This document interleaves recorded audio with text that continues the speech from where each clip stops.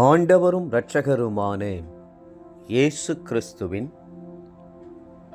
ஈடு இணையற்ற நாமத்தில் அன்றன்றுள்ள அப்பம் வாசகர்களுக்கு எங்கள் அன்பின் வாழ்த்துக்கள். 2025 ஆண்டு மே மாதம் 6ஆம் தேதி செவ்வாய்க்கிழமைக்குரிய தின தியானம். இன்றைய தலைப்பு விடுதலையாக்கும் அதிகாரம். மத்தேயு 16:19 சொல்கிறது, பூலோகத்திலே நீ கட்டவிழ்ப்பது எதுவோ அது பரலோகத்திலும் கட்டவிழ்க்கப்பட்டிருக்கும்.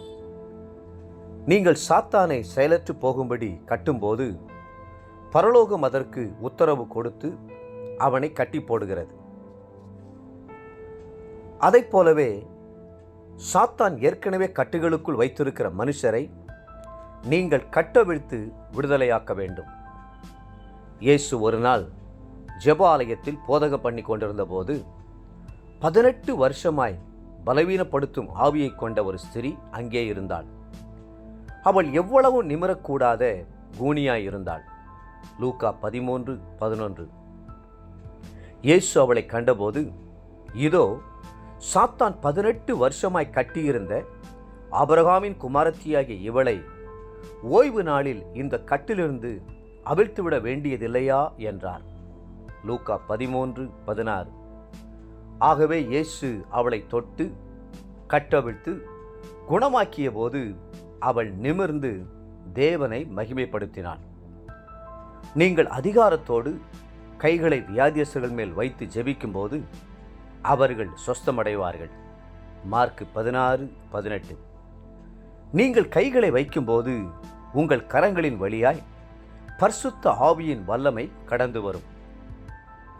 ஆவியை பெற்றிருக்கிற புருஷனாகிய யோசுவா என்னும் நூனின் குமாரனை நீ தெரிந்து கொண்டு அவன் மேல் உன் கையை வைத்து அவனை ஆசாரியனாகிய எலியாசாருக்கும் சபை அனைத்திற்கும் முன்பாக நிறுத்தி அவர்கள் கண்களுக்கு முன்பாக அவனுக்கு கட்டளை கொடுத்து இஸ்ரவேல் புத்திரராகிய சபையார் எல்லாரும் அவனுக்கு கீழ்ப்படியும்படிக்கு உன் கணத்தில் கொஞ்சம் அவனுக்கு கொடு என்று கர்த்தர் மோசேயிடம் சொன்னதையும், மோசே நூனின் குமாரனாகிய யோசுவாவின் மேல் கைகளை வைத்தபடினால் அவன் ஞானத்தின் ஆவியினால் நிறையப்பட்டான் என்பதையும் வேதத்தில் காண்கிறோம். என்னாகமம் 27ஆம் அதிகாரம் 18-20ஆம் வசனம் முடிய. உவாகமம் 34ஆம் அதிகாரம் 9ஆம் வசனம்.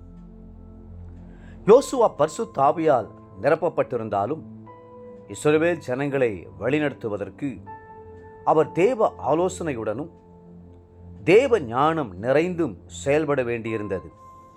அதற்கு ஞானத்தின் ஆவியும் ஆலோசனையின் ஆவியும் அவருக்கு வேண்டியதாயிருந்தது.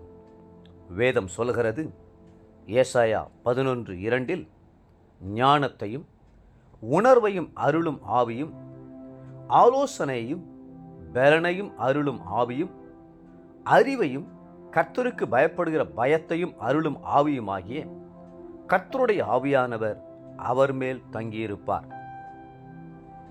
அப்போஸ்தலனாகிய பவுல் தீமோத்தேயுவுக்கு எழுதும்போது, மூப்பராகிய சங்கத்தார் உன்மேல் கைகளை வைத்தபோது தீர்க்க தரிசனத்தினால் உனக்கு அளிக்கப்பட்ட வரத்தை பற்றி அசதியாயிராதே என்றும் 1 தீமோத்தேயு 4:14, இது நிமித்தமாக நான் உன்மேல் என் கைகளை வைத்ததினால் உனக்கு உண்டான தேவ வரத்தை நீ அனல் மூட்டி எழுப்பிவிடும்படி உனக்கு நினைப்பூட்டுகிறேன் என்றும் சொல்லியிருக்கிறார்.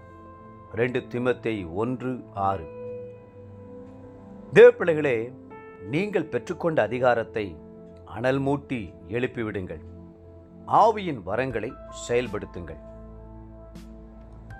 இன்றைய நினைவிற்கு லூக்கா 10:19.